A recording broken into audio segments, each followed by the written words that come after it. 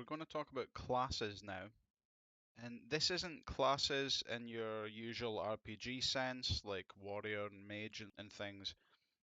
Uh, a, a class is a template for an object. So, I can show you the syntax and then show you how to use it. So, yeah, the way you create a class, and just to give you an idea of what classes are used for in RPG Maker, the enemy is a class, the actor is a class, um, an item is a class. So it's just well, you'll see, yeah, template for an object. So you start off with class, and then maybe just hero is the name of the class. Um, and then inside of here, there is a special type of function called a constructor. You don't need to use function or anything like that. It's just constructor, open and close the brackets like we usually do for functions, and then open and close the curly brackets like we usually do for functions as well. So the purpose of a constructor is this will run when you create an object from this class. So a class is a template that an object uses. You can create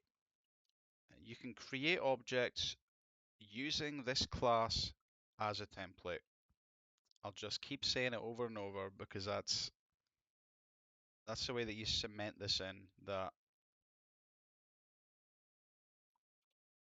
here is how you will create um, one of those objects.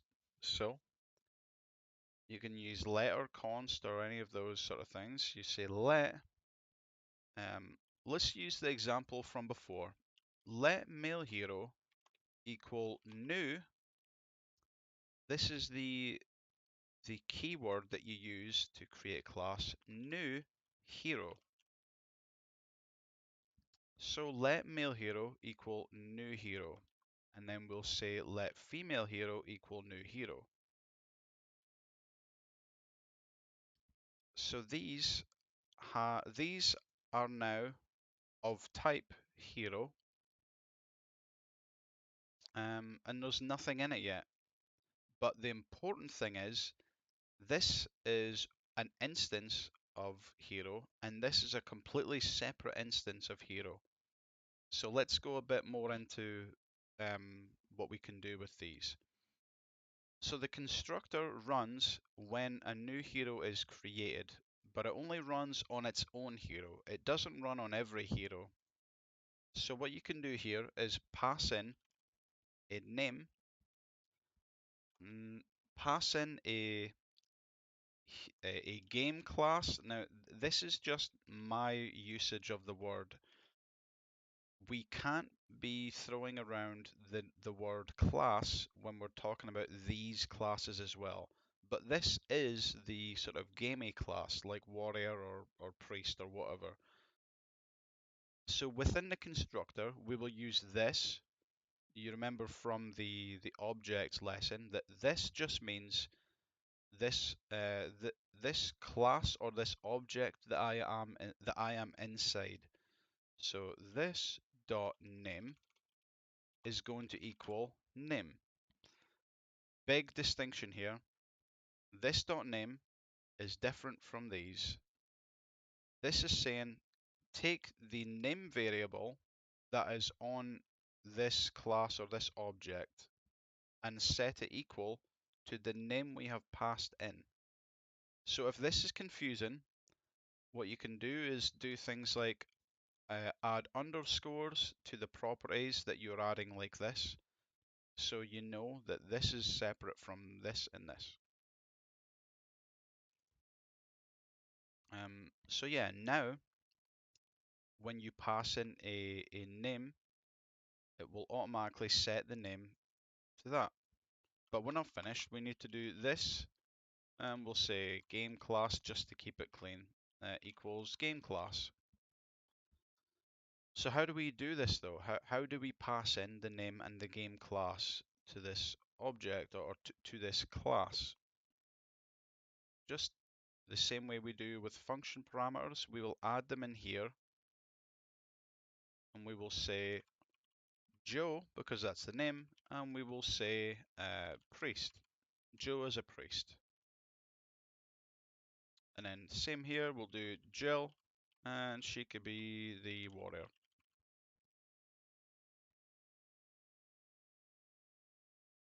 So now, when we say let, as in we're declaring this variable, let male hero equal new hero, which is saying make a new class, make a new object, sorry, from this class. We will pass in a name and a game class, and we will set this variable name equal to what we pass in, and this game class equal to what we pass in. Okay, so how do we use this? How do we do something with this? Well, for a test, we will just say alert male hero dot underscore name. This. So when you're inside an object, you can use a variable or use a property by saying this dot underscore name. When you're outside, you can just take the object itself and then grab the property from it. So we want to grab the male hero's name, and we're going to grab the female hero's game class. So it should say Joe and then it should say warrior. Joe and warrior. So now these are both objects and they follow the template that we have built from. So to use the previous example of why this is good and why this is useful, let's add a function in here, or let's add a method in here. Now, what is the syntax for that again? Let's have a look.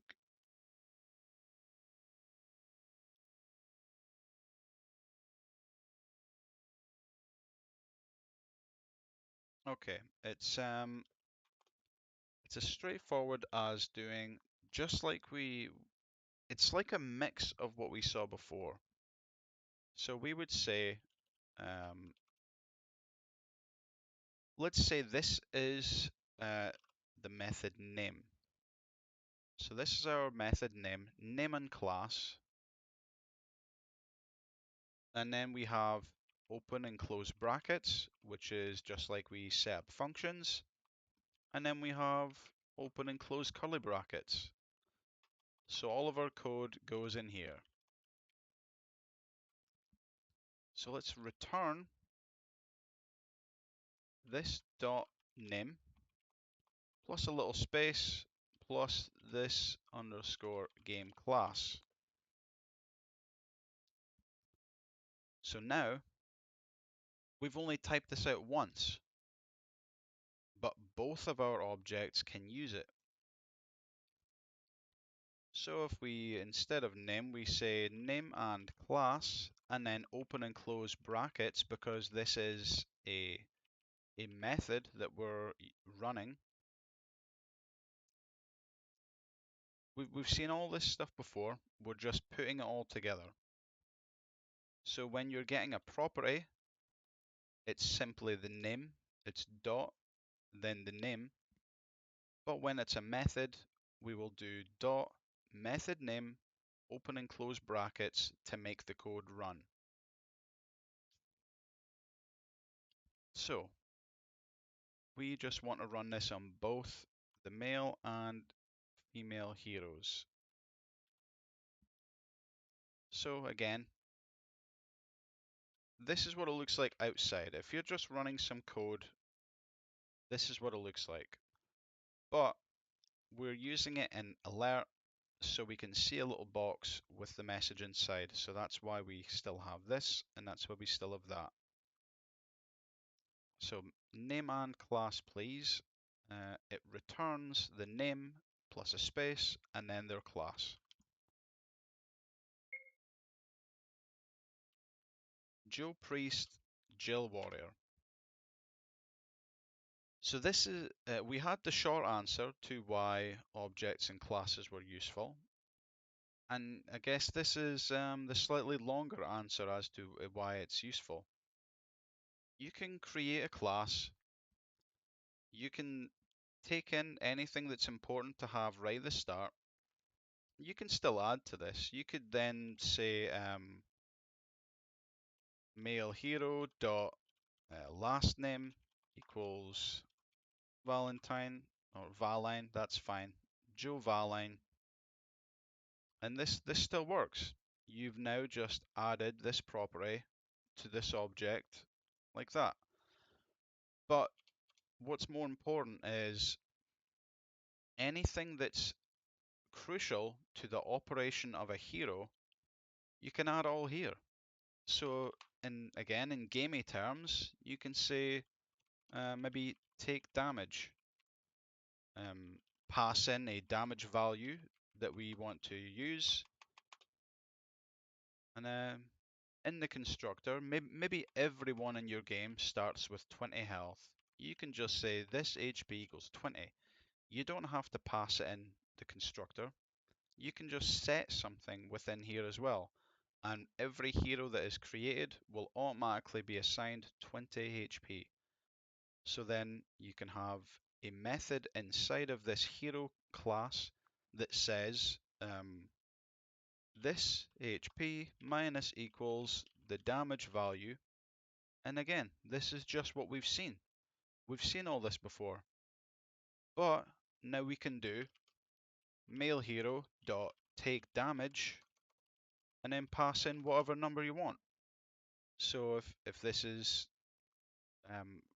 from being attacked by one monster, the male hero knows how to take damage and the female hero knows how to take damage. And we didn't have to copy and paste any code. All we did was say, make this object from a template of hero. That's all we're doing. And they can both use this function or this method now. And so we'll see a lot of this. There'll be objects or there'll be classes with lots and lots and lots of different methods. And then any object that is built from that can access all of them. So I can't remember if I said in a previous video that we're going to start getting into the actual code within RPG Maker MZ. I maybe went back on that by going over arrays and then objects and now classes. But I really think knowing these the last couple of lessons before going into that is going to be so much more beneficial. We've covered a lot. We've already covered a lot. And yeah, I think now it probably is time to go into the actual code and see how it looks. There are differences. There will be differences to how functions look and how some variables look, but I think we've covered a lot of it. There's a lot of this sort of property notation. But yeah, we'll see very, very soon. Thanks again for watching. Please like, subscribe, and all that stuff. If you're getting help from this, it'll help me grow and yeah, just help more people learn. And we'll continue cultivating or growing this great community of RPG Maker enthusiasts and maybe just JavaScript as well. Right, bye bye.